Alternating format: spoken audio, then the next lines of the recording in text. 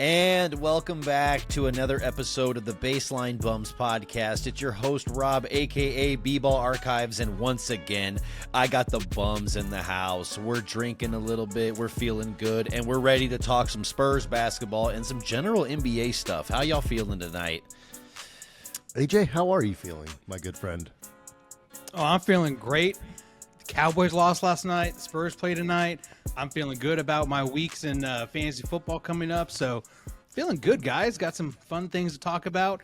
Need some prayers and light some candles for Wemby and Pop, but we'll get there.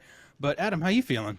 Well, first off, this is a basketball podcast. There's no need to poke at my Cowboys. We're fucked. Our season's over. And if Wemby doesn't get healthy soon, I'm fearful that the Spurs season will, I don't want to say over. I don't want to say it'll be over, but it's not looking like it could have been maybe 2-3 games ago. So excited as always to get back with you. AJ was at a wedding this past weekend, and Rob and I were going to do an episode not too long ago, and I had some technical difficulties. Did not back up my old 2015 MacBook Air. So yeah, whoops. So good to be back. Now I have my Monterey, and I'm ready to talk some hoops with the boys. Yeah. I mean, it's okay that you're kind of an old man with technology. We will forgive you this one time. I'm proud that I got it figured out. I did not think I was going to be able to, so I'm happy. I'm proud it turned on. There we go. Hey, I'm proud of you. I'm proud of you in general. But let's move on and just talk some Spurs. I mean, first of all, I just want to bring up a quick thing. Happy birthday, Zach Collins. He's turning 27 today, and honestly, he's getting a little bit of a birthday present. Chet Holmgren is out. Isaiah Hartenstein, he's not playing either. That's kind of an easy front court assignment, so I think this is a little bit of a happy birthday. How are y'all thinking we're going to match up against OKC tonight? Well, I think that it is his birthday, so I don't want to shit on him, but I'm glad that I don't have to see him get backed down by a dominant big from another team. I'm not feeling great about Oklahoma City. I mean, they're 2-2 since they've been without Chet, but this is our second game in a row where we don't have Wemby, and we never really stood a chance against the Mavericks. We kept it close for a little bit, but then they really just ran away with the game, and I don't like our odds. We have tip-off in, 2 hours, 3 hours for that game, and I'm saying a prayer and hoping that Wemby's knee recovers quickly. Yeah, man, that's kind of the big thing right now. It's just I feel like sometimes when the Spurs don't have Wemby or we don't have our players, that the other team just kind of plays with their food for the first half. And then in the second half, they're like, oh, we're just a better team than you guys. And also, like, not only is Wemby out, but Devin Vassell's currently doubtful. So we'll see if he even suits up tonight as well. So, we're back to last year's Spurs, and it's not fun to watch. But in the meantime, we get to watch Steph Castle to get more minutes and play more. So he's been looking great on offense and defense. So I'm really excited about the star that we potentially could have in Steph Castle. Absolutely. I think that is the little silver lining when you look at No Wembanyama, Vassell doubtful, Jeremy Sohan still out for a number of weeks. You know, we're missing some of our major guys and our key building block guy. So it's like, how do we navigate this stretch of games to still remain competitive? And you got to lean on your young guys. And Stephon Castle's responded amazing. When you look at his last 6 games, he's putting up about 17 and 5, and he's doing so pretty effectively when you look at how he's able to get to the rim at his own pace. He's finishing with contact, and his outside shot is looking much better. We're seeing him hit 1-3, have the confidence to start pulling up, and we're seeing kind of shades of him developing his shot and turning into a good shooter. Is that what you're seeing? I'm actually really glad that you brought that up because I have some statistics. So through the first 9 games of the year, from 3, he was 3 for 24. And over the last 4 games, he shot 9 for 19. And more than anything, he's been confident. They're going down. Mm-hmm. He had just some incredible plays against the Lakers where he attacked and had a left-handed finish and really was one of our better players down the stretch in that game that we almost pulled out. And, you know, it was easy to kind of get down on him after those first few games, but he's rebounded. And, yeah, I'm incredibly pleased with what I've seen out of him.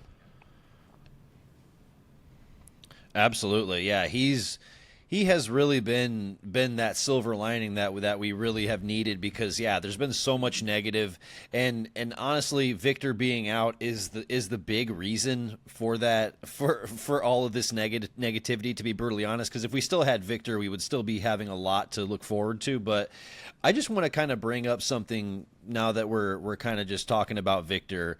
A stat I was looking at, his average shot distance is around 17 feet from the basket. It is by far the most from any center in NBA history. Dirk in his farthest season was barely 15 feet, a little bit under. And when I look at this average shot distance, I don't know if it's fully sustainable at this rate, at this volume. A lot of it, and I'm wondering if y'all feel the same way. A lot of it is, I feel like he kind of has the Tim Duncan role where he's the last person across half court and they get him the ball at the top of the key, and they'll get him in pick and roll, and he, rather than rolling, he ends up popping and he's getting some open looks. Obviously, we were all concerned about his shot selection a few games into the year, right?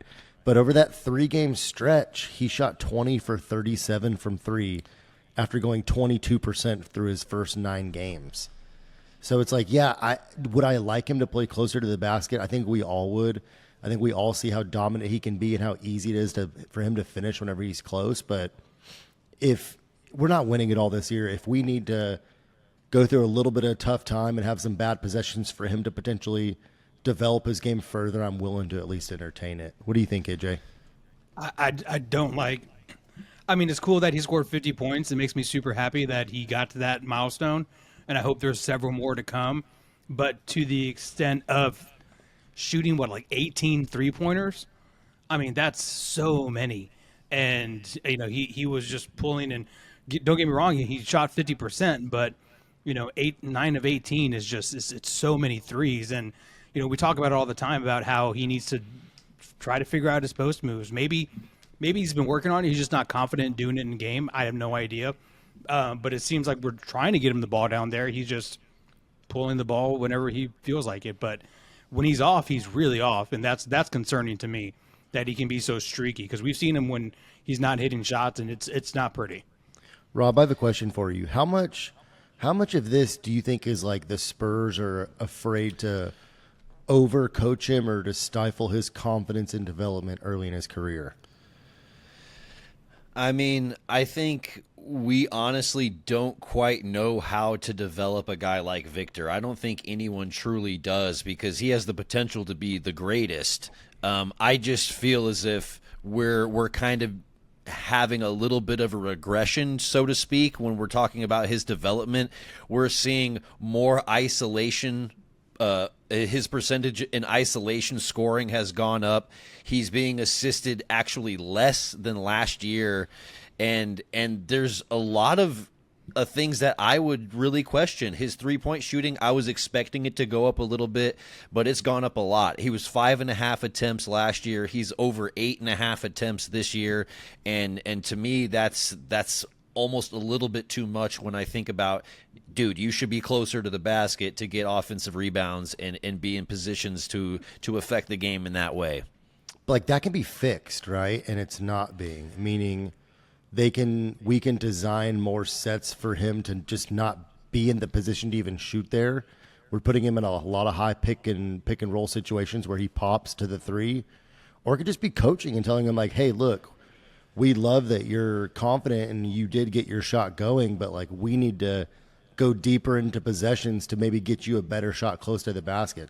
That's the one thing that I have a problem with. If he's wide open and, it's in the flow of a shot clock, I'm good with it. But there's a few times a game where he takes them really early and they're not easy threes. And there was a couple late in that Lakers game that just ended up being wasted possessions that were very, very pivotal possessions. Because what's happening also is we shooting all these 3-pointers, and then when we get a lead, it's like, great, we have a lead, but then he starts to miss them towards the second half, and that's when we lose leads. And so when we were playing the Wizards the other day, I was nervous the entire time because we started missing shots, and they almost came back on us. And on top of that, dude, he's barely averaging 10 rebounds a game. Like, in that 50 burger, he had 6 rebounds. Like, that's not You're 7'5". Like, how can you have 6 rebounds in a game? Like, that should never happen. Single-digit rebounds for someone his size is absolutely ridiculous. Now, don't get me wrong. We're being hard on Wemby for sure. But these are things that are just so glaring that you need to address sooner rather than later. Otherwise, you're going to be put into this box, and it's too late by that time. In fairness, I mean, if he's shooting that many threes, it's very difficult for him to get offensive rebounds in those possessions, right?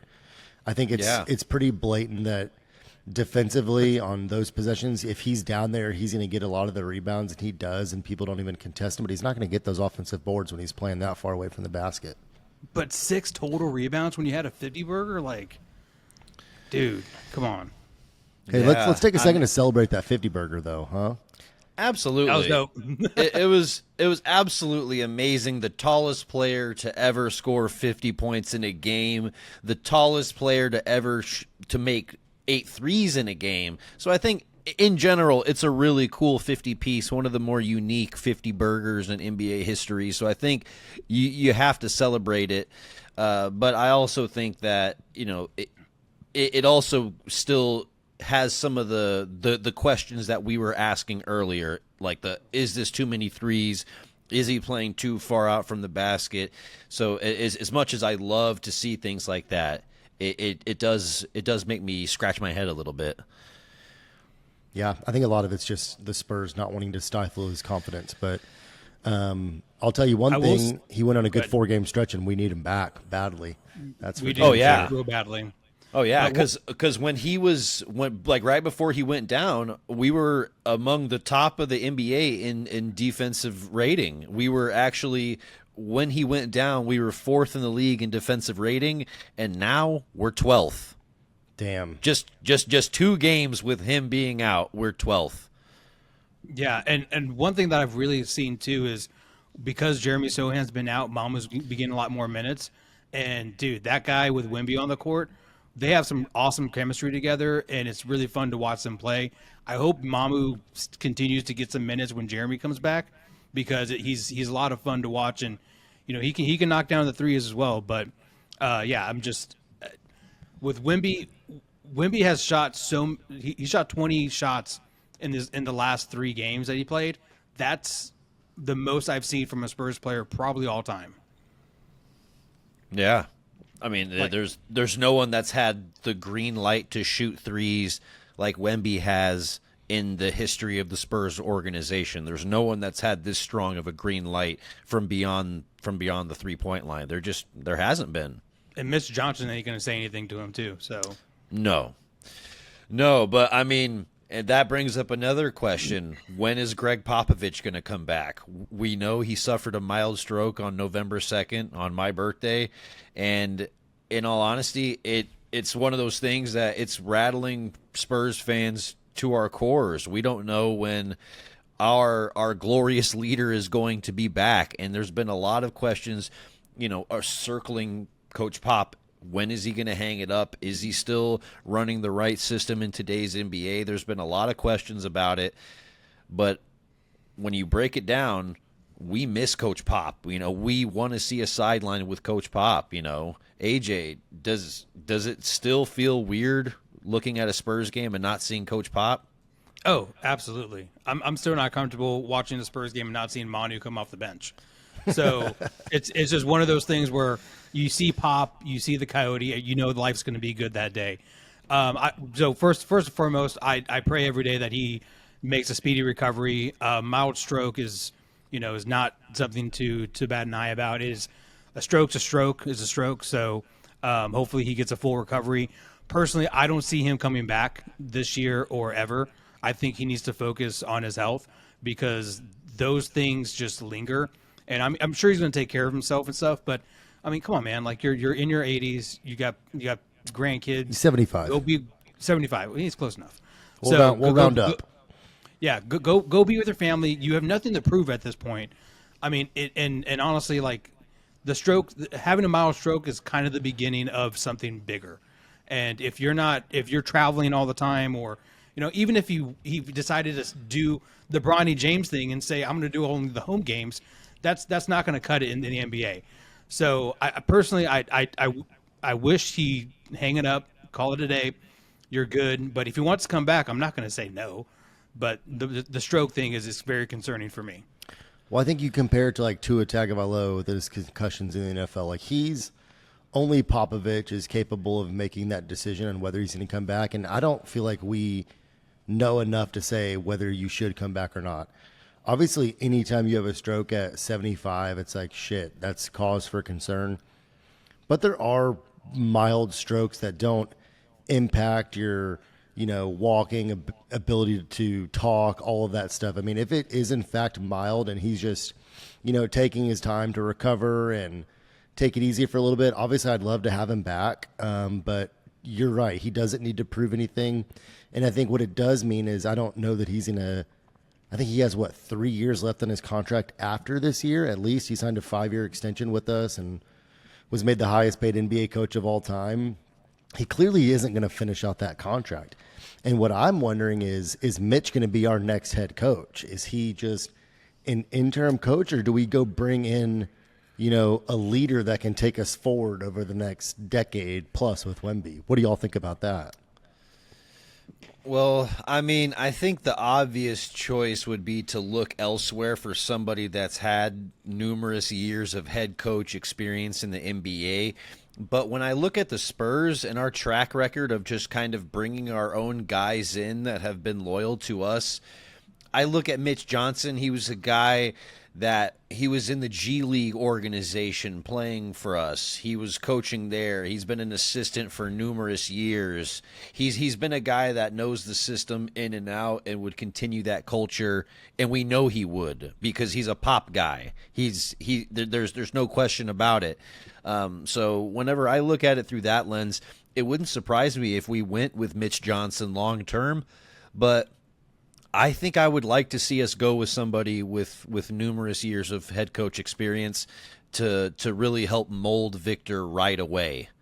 I have a name that you actually brought up a long time ago that I think is very exciting. I'm pretty sure you brought this guy up as a potential replacement for Pop.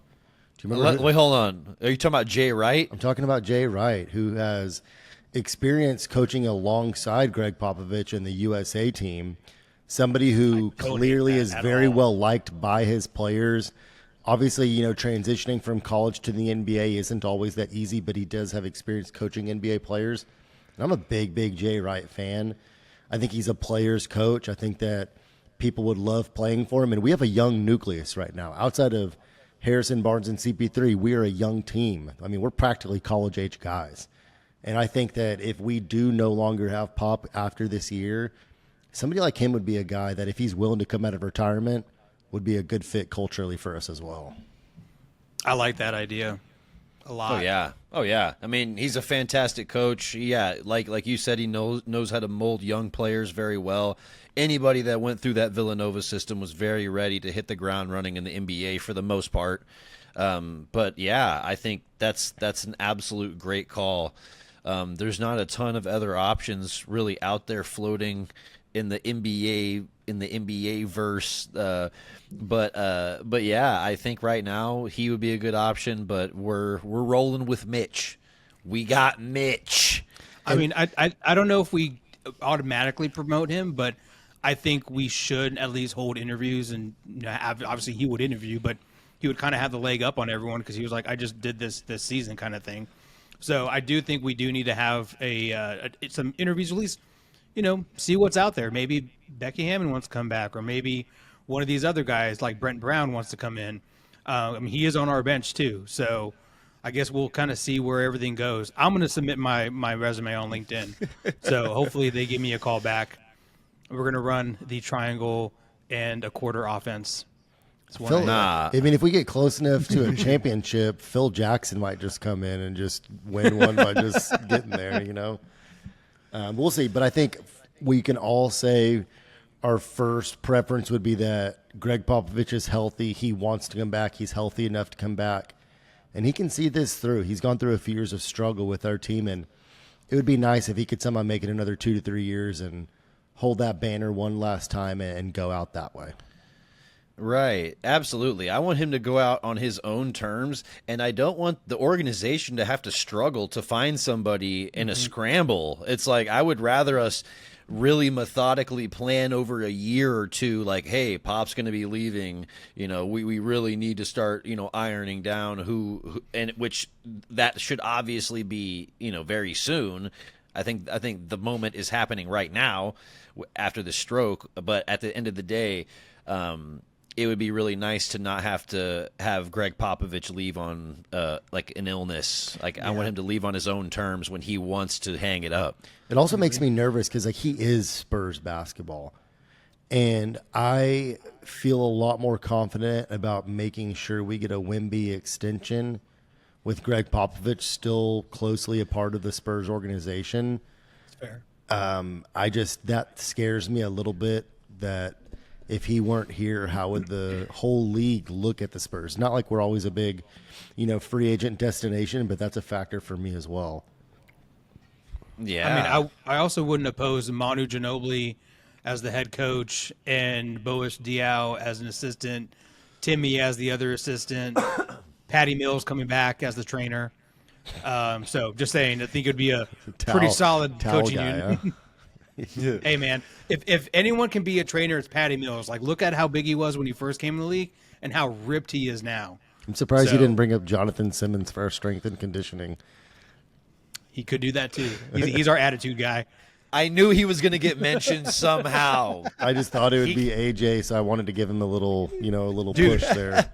I'm You sorry. beat him to it. Out of every Spurs player who's left the organization, Jonathan Simmons is the one that I'm like, dude, you earned your money. Dude, he was $150 $150 to go try out for the G League.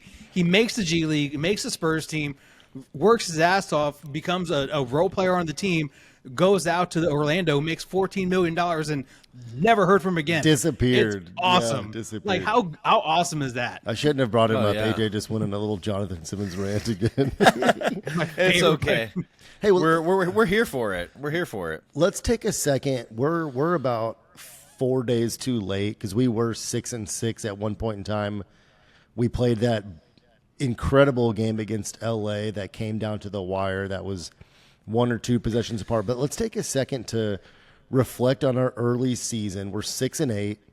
We haven't had Jeremy Sohan for the last 8 or 9 games. We've missed Wemby for 2, now about to be 2 games. We really haven't had the true Devin Vassell all year. We lost our backup point guard in Trey Jones after the first game, and he had the second best plus-minus on our team, or the best plus-minus on our team last year. We haven't had Greg Popovich for half of the season, and we've already won 6 games where it took us 36 games last year to do that. So already it's been a success, and we're going to play Oklahoma City tonight. By the time a lot of these clips and by the time this episode gets released, the result of that game is already going to happen, and I'd feel a lot better if we're 7-8 because I don't want this to slip away. We have a chance to be a 500 ball club, and I don't want that to go away, and we need Wemby back pretty quickly in order to kind of avoid having a season that just continues to go down. Well, yeah. I mean, I think that it's not a really absurd thing to think that we could walk away with a win tonight. I know that OKC is playing really good basketball right now, but they're still starting Jalen Williams and playing Jalen Williams at center for a lot of their rotation. And when I look at his percentage of position played, he's playing almost a third of his time at center. And if that's the case, we're going to be able to put them in a lot of interesting pick and roll situations where Zach Collins is going to the basket, and by God, finish on your birthday, young man. Finish on your birthday. Zach Collins is going to be a threat tonight. And I don't want this to be a shit on Zach Collins fest. Defensively, he does struggle sometimes with bigger, stronger guys, but he's shooting very well this year. He's finishing a little bit better. There are certain things that he's doing, and he is going to have the opportunity to have a good game tonight. And we're going to need it. It's a home game. They don't have Chet Holmgren. We're not going to struggle with size. This is our chance to really pull one off that if you looked at our schedule at the beginning of the season, we were not picked to win. So I think Harrison Barnes is going to have himself a night. I think he's gonna carry us for the majority of the game. So we'll see kind of how it goes. But The big thing is, how is Steph Castle going to be against SGA? Because that's going to be the matchup that we're going to have to focus on. If he can slow him down, he's not going to stop him. We all know he's not going to stop him. But if you can slow him down and make life a little bit difficult for him, I mean, maybe we have a chance. It would be cool. I'm going to watch it. I'm going to pray. But we'll see. It's a home game. It's a home game in the NBA. We always get a shot. I'll probably take Oklahoma money line, but I'll take Spurs on the spread. Yeah, what is the spread as you bring that up? I think it's like 9 points. Jesus Christ, we're 9.5-point dogs at home. I guess that makes sense, right? No Sohan. It's a Tuesday, but No it is Taco Wemby. Tuesday, so maybe Yeah. they have a promotion. Because that's since we're talking about this real quick, sorry guys, time out. Have you guys noticed how empty our arena's been during weekdays, even on the weekends? It's been ungodly empty, and I'm like, what are you guys doing? Like, I don't know if ticket prices are insane or people just don't show out on the weekdays, but like, dude, we have one of the best players in the entire world in Wemby, and we're not like even selling out the bottom bowl. Yeah, I honestly could not agree more. Like, we need to get people to these games. The Spurs are playing good basketball, and even though we're 6-8, we're still 2 games out from sixth place in the West. That's pretty solid position when you think about how the West can fluctuate. So we're not a bad team. People need to be watching these games. Yeah, I can't remember if I asked Matt Bowen, a buddy of mine. Y'all know Bowen. Asked me that because he has season tickets. I was like, have the games been empty? And I agree with you. They've looked empty specifically on weeknights, but I've had a comment like, no, it's pretty damn full, but we should be selling these games out, especially when we were 6-6 going into that Lakers game. Like, there's no reason there should have been an empty fucking seat in that house. Yeah, I mean, we're not selling out arenas, and yet we're talking about building a new stadium. Good segue. Yeah, we're talking about things like $1.2 billion arena. It's like, make this make sense. Yeah, a $4 billion project, $1.2 billion arena, which in my opinion is a little too cheap, and because the Intuit Dome just went for what, like 4 or 7 or whatever it was. But obviously that thing's like insane. That could be partially like real estate cost and like how much it actually costs to buy the land to build there as well. Yeah, but I think the building itself was like 4. Like, because we're never going to be able to spend Clippers money. We're never not. Gonna, yeah. No. Unless Taco Cabana buys us, then we're never going to be able to do that. So what I'm saying is the project itself is $4 billion, stadium's 1 point, whatever. If you're part of that group that's like, I don't want to pay taxes, blah, blah, blah, then we're going to be stuck 30 years behind all the time. Like, we're just stuck in this, like, we're starting to get all these cool innovations that we should have done back in like the early 2000s. And so if we're going to add to this great organization, we're going to have to support the organization. And I know it sucks. I'm sorry that your taxes are going to go up and things are going to get a little more expensive.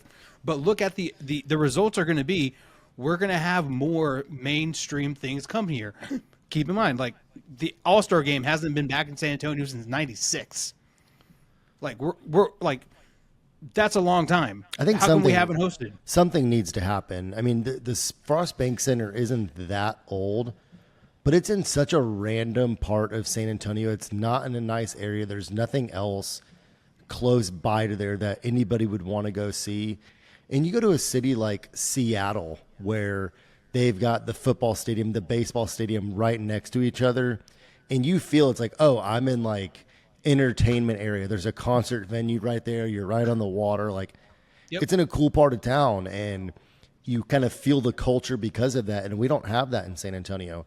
And I know that it would be a lot more than just a basketball arena. It would possibly help us attract another, high division sports program, whether it be I think we'll ever get an NFL team, but something, whether we get into the MLS full blown, whatever it may be, I think it would help us go to the next level. With all the talks of us going to Austin, it would be nice if we stepped up our game and had another reason to stamp it being in San Antonio. Right, because I'm not gonna lie, the couple of games, the couple of Spurs games I've been to in Austin are fucking badass. Because you can literally just park on the parking garage, walk to the game, and then immediately after the game, you're walking around downtown. You're a couple of blocks away from restaurants. You're going to a bar right over there, and it's an experience where it felt so foreign because every other Spurs game, it's been like, all right, hurry up to the parking lot so we can get the hell out of here. And it's like, Yeah, we're not, you want to go downtown? Well, ask me after the game. Like, I don't right. I don't want to go out. No, we're going home. Jesus. Right. That's such exactly. A good point. That's such a good point. It's like And- there's and nothing so- else around there at all. Nothing to go see. You can I mean, like the get your Coca-Cola car plant's cool. right. You can get like your car repaired, or you can get like jumped on one of the alleys off like Houston Street. Like it's like it's like Yeah, That's fair. Touche. Well, it seems So, like they're like a full go ahead on doing this, so I'm excited Well, about it. the meeting's on Thursday to see, like, I guess present it or whatever. So hopefully it starts to get more traction and we can really start to see this thing going. Because I mean, you got to think big picture. It's not just about the Spurs. Like, obviously the Spurs are going to be home there, but now we're talking about bigger concerts, more events, possibly the All-Star game. Final Four is already going to be there. Maybe we get some other things here and there. I mean, shoot, hopefully we get back the iguanas too. Why not? So we'll just, we just got to see what's going on. And from the drawing that I saw that I sent you guys, it looked like they had the stadium and then like a minor league baseball stadium there with Texas Live bar there. Which, if you guys ever been to Texas Live in Dallas or Arlington, it's phenomenal. It's just this big place where it has all these bars and restaurants, big ass TVs, and you can just watch the games and then go to the game if you're there. It's a fantastic place, and it's a great way. For one, you get more jobs, you put more money in the city, and also it's just more fun as a fan. It's a better experience. Denver has it right. I'm all for it. That's for sure. And Yeah. spend what you're going to spend. Raise my tax dollars just a little bit. I'm outside of the city tax anyway, so get everyone else. But let's go full steam ahead on that. Absolutely, yeah. But you know what would spearhead that is some Spurs success. So I think Right. some success needs to happen within this year, the next year, in order to kind of spring that into action. But yeah, I do want to segment in, obviously this is primarily a Spurs podcast, but we're playing the Oklahoma City Thunder tonight, and I'd be remiss if I didn't ask you guys. They've been without Chet Holmgren for the last 4 weeks. He broke a bone and I think his hip, and he's going to be reevaluated in I think they said reevaluated in 2 to 3 months. There's a good chance in my mind that we don't see him again this year. They will be getting Isaiah Hartenstein back within the next couple weeks.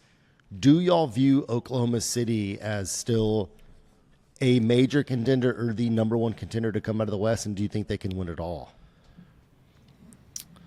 I think the way that their roster is constructed right now without Chet, I don't know if they are built to deal with some of the larger teams in the NBA that have that amount of depth, but it really looks like they are the front runners in the West. It's hard to phrase it any other way than that. Like, if you were to pick one team in the West to make the finals, it would be them. It's just the way that Cleveland and the way that we know Boston is able to finish in the postseason. I don't know if I would honestly put them above either of those teams right now. Yeah, I would still have Boston number one. Who do you predict to come out of the West? Is it Oklahoma City without Chet? Do you see Golden State, the Lakers, Denver, Minnesota? Do you see any of these teams, Phoenix, kind of competing with them? AJ, Rob, what do y'all think? It depends on who they draw, man. I mean, if they get a tough, like if they get, let's say they get the Phoenix Suns in the first round, I don't know if they come out of the first round. Like that's the kind of thing that the West is just crazy about. I mean, the Warriors could continue to get hot, and then come March they're on fire, and you can't stop them. Like it just really depends on what kind of draw. I think they're the best team right now. I don't know if they're going to come out of the West though when it's all said and done. I think the Chet loss is a huge loss for them, and then also it's a big concern for them too, because now you've had Chet for 3 years, and 2 of those years he's been out. So now you got to start reevaluating your relationship with Chet too. So you just got to see what the future holds after that. But I don't know if they come out of the West. I mean, when all said and it's done. unquestioned that he's at worst their second most important player. I think it's hard to say SGA isn't, but he brings a difference to that team that nobody else can provide. His ability to patrol the paint defensively, he can shoot, he can score. He can do quite a bit for that team. The only reason I would say, hey, I still think that they have a good chance to make it out is Hartenstein is that guy. And whenever he comes back, he's going to give them a lot of what they need in terms of defensively rebounding, high percentage finisher around the basket. But their team, they're a little bit better than last year. But if they don't have Chet, what's to say that the Dallas Mavericks don't beat them again, or Phoenix doesn't take them, or Minnesota, Golden State's having a resurgence? This was their year to be. We are unquestioned the number one team in the Western Conference. Denver's down. This was their time, and I'm very concerned without him. He's one of the best players in the NBA, Chet Holmgren is. There's no doubt about it that he's better than Paulo Banchero. Wink, AJ. So, I don't know. I feel bad for them. That guy is an insanely good basketball player, but like AJ said, this is 2 of 3 years that we haven't seen him at all because of major, major injuries. So, remains to be seen. Yeah, I mean, his fragility definitely has to be brought into question, and their defense definitely takes a major hit when he's not in the game. But I also have to say that Jalen Williams has been stepping up tremendously. I've seen him have really, really efficient games, scoring in the mid-20s, even 30-point games where he started at center, and it's looked good. Like, they're able to run a small ball lineup. The tallest guy on the court's 6'6", 6'7", and they're good with it. And so I think that can work against most teams, given how they can switch and how good they can shoot and how shifty they are.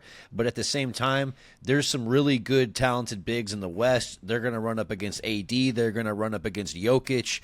And I don't know if some of these teams that have dominant front court players are going to really be able to, if they're going to be able to withstand that when Jokic is just absolutely feasting on Jalen Williams.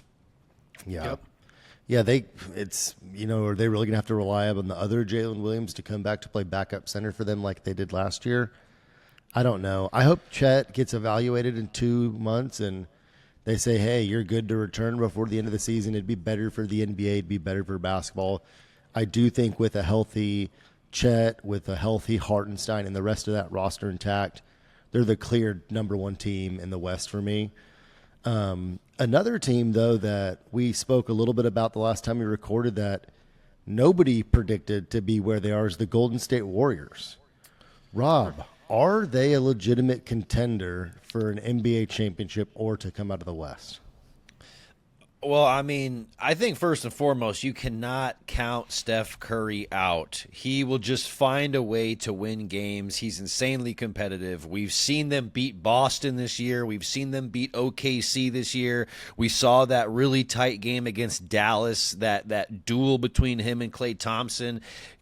Curry ended up out on the top of that matchup. And when I look at what this team needs to be able to do, they don't need to be 1 through 5 in the West. They just need to make it in the postseason. I feel like we say it all the time. This team just knows how to win. And when you have that core of Curry, Kerr, and Draymond Green, this is going to be a very, very dangerous team, especially if they're playing the way they're playing. And Buddy Hield is stepping up. Kuminga's coming into his own. Pajemski's playing a nice role. Wiggins is starting to play better defensively. Yes, absolutely. They need every one of these guys to compete in this really tough West. But, hey, if everything is clicking, I don't see why Curry can't will this team to another deep playoff run. Yeah. I mean, Draymond's in form right now, too. Like, he's kicking people. He's pulling people. He's making great passes. He's trying to end Zach Edey's career. Dude, I'm surprised Zach Edey didn't eat him right there because, I would have just kicked him in the face. Maybe fix his teeth a little bit. So it was just one of those things where, I had a parlay going on yesterday. So one of my parlays was the Warriors to beat the Clippers, and the Clippers were winning most of the game. And it was just one of those things where, you look away for 5 minutes, and the Warriors are all of a sudden, down by 1 when they were down by 9 a minute ago. And they have just that ability to score bunches of points very quickly. And it's when they're just in striking distance, and striking distance can be, anywhere between 6 points and 25 points. You really don't know. So they can erase leads, and like we've said, they just find ways to win, and Steve Kerr doesn't quit. It's a little crazy to me. They lose Klay Thompson, but replace him with Buddy. I'll say so far that's been at worst a wash, possibly an improvement, honestly. Besides that, they did absolutely nothing to improve their roster. Did they add anybody in the offseason? I don't think that they did. Jerry Stackhouse. Well, I mean, yeah, nothing. But what surprised me the most is how they're good defensively. They don't exactly have a dominant center interior defender. They've got Draymond playing quarterback of the defense, Wiggins playing a little bit better, but they're just playing really well team defensive basketball. They rotate well. They close out on shots. They close out their possessions with rebounds. It's been impressive to watch, and I don't see a way that they go in and they beat some of these teams over 7 games. I just don't know that they have enough offensive firepower come playoff times outside of Curry. But, threes are more than twos. If you saw the last time they won a championship, I don't think anyone thought they were going to do it then. So I don't know that you can ever count them out. Yeah, that's kind of where my head's at. Like, I was really, really flabbergasted in 2022. So I think that maybe this is another one of those years where Curry's just kind of going to make a statement in the postseason, and as long as that team just gets within striking distance, like AJ was saying, yeah, they could be dangerous. But yeah, that's definitely the Golden State Warriors coming out of fucking nowhere and just being like, "Hey, we're second in the West." Yeah, the Suns and Rockets are also been kind of impressive too. Like, it's just you see, look at the standings, and it's the West is just eating each other alive. Honestly, like everyone's going to be around, maybe 500, maybe a little better. It just depends on who can string some wins together. And right now, it's been the Thunders and Warriors who've been doing that. Oh yeah, I mean, we're in 12th and we're 2 games back from 6th. So it's Right. like a good week and someone else having a bad week, that could be the big difference right there. We'd be the 8th seed in the East. And speaking of the Eastern Conference, speaking of contenders, there is a team that is 15-0 in the NBA right now. None other than the Cleveland Cavaliers, Rob's number 2 team as a middle school guy. Yes. They're 15-0, and they're for real. As we speak, we're about 30 minutes away from tip-off. They're playing their toughest game of the year. I think they're playing Boston in Boston. Correct me if I'm wrong on that. It's in Boston. How far do they go if they get past Boston tonight somehow? How many games can they win in a row? And do y'all think they're going to get past Boston? Personally, I think Boston's going to take care of business tonight. I think this streak is going to end, but I also think that if they do get a win tonight, yeah, that's the second most wins to start a season in NBA history. That ties the 93-94 Rockets. I think that's a huge accomplishment. The only other team that they're never going to catch is the 2015-2016 Warriors. No one's going to touch that 24-0 start. But at the end of the day, I think that this is really, really impressive, the way that this team is playing. It is absolutely remarkable. The defense of Allen and Mobley, Donovan Mitchell and Darius Garland are playing really, really well. But I do want to bring up one thing, that this is the first time I've ever seen 4 players on one team all in the top 10 of the MVP tracker.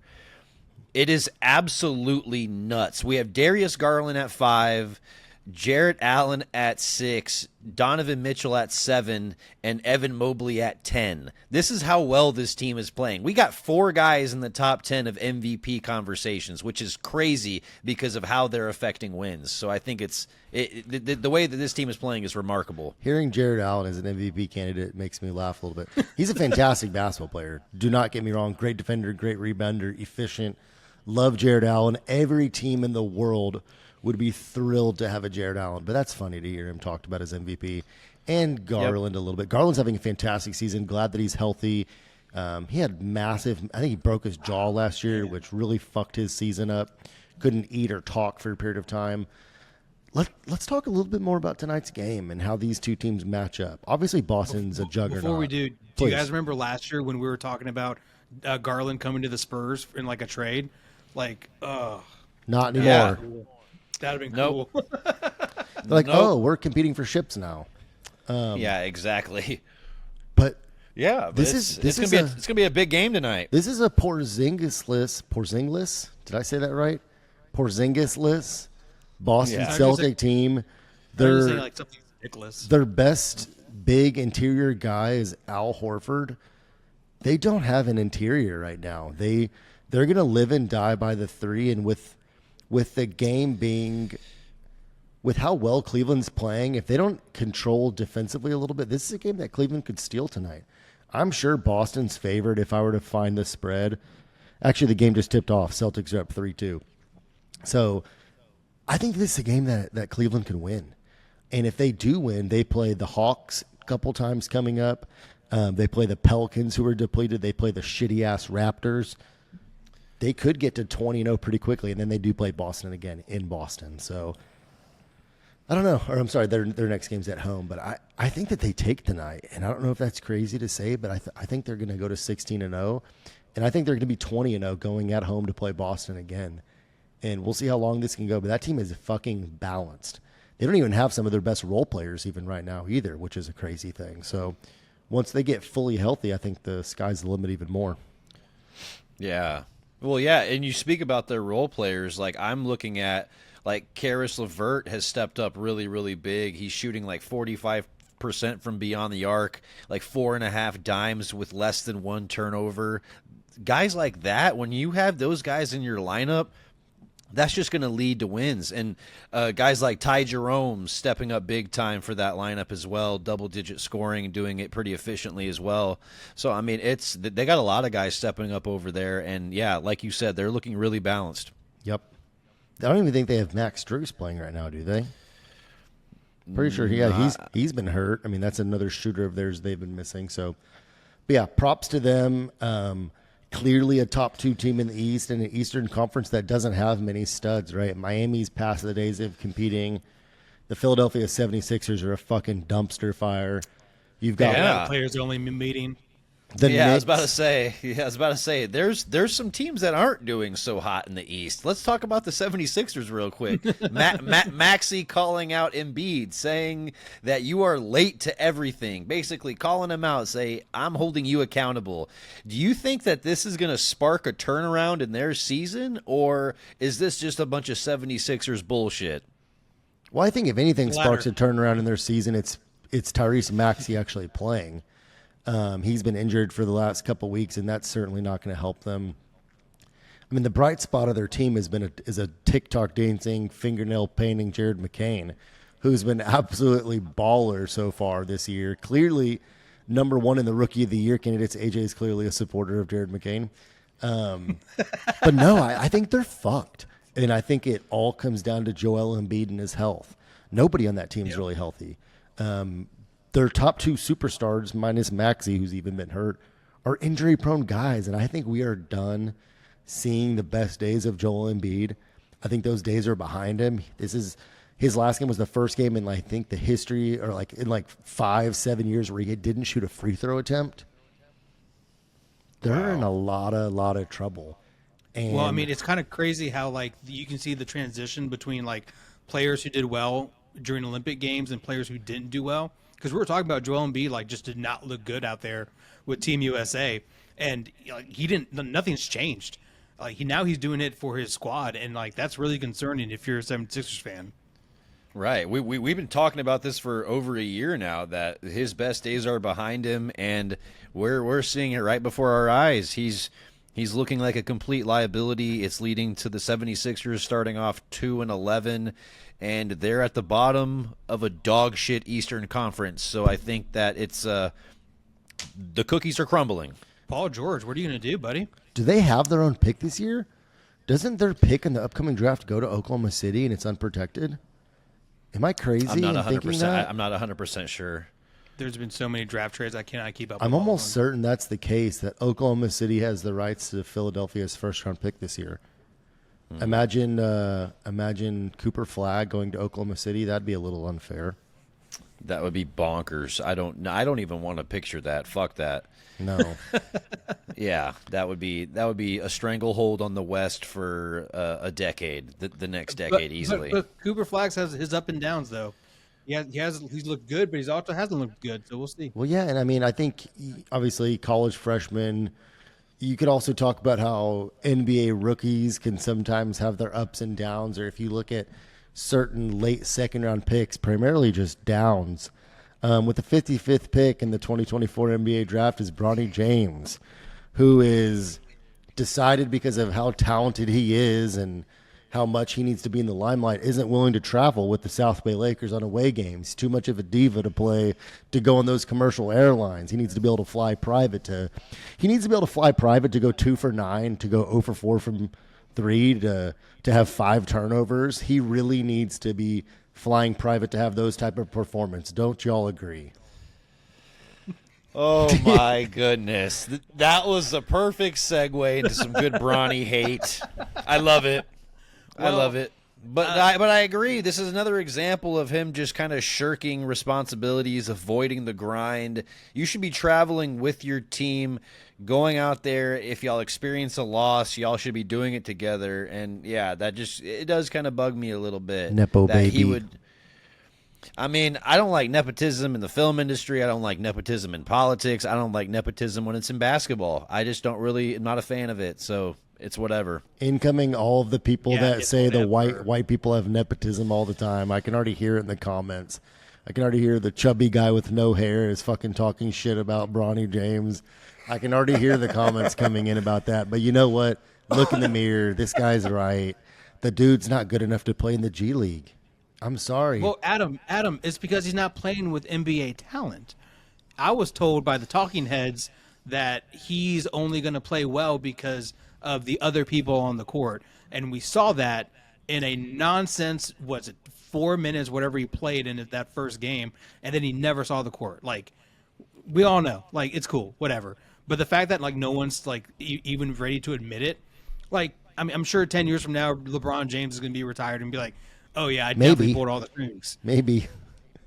Yeah. Like, we already know. Like, of course you did. Yeah, duh. But just say it. Like, don't be that guy. Well, we know he's going to stay in the NBA until at least Bryce James gets drafted to go 0 for 9 in the G League. I think Bryce James is better. No, he's not. He's bigger. He is bigger. He's to be bigger. Able to shoot better.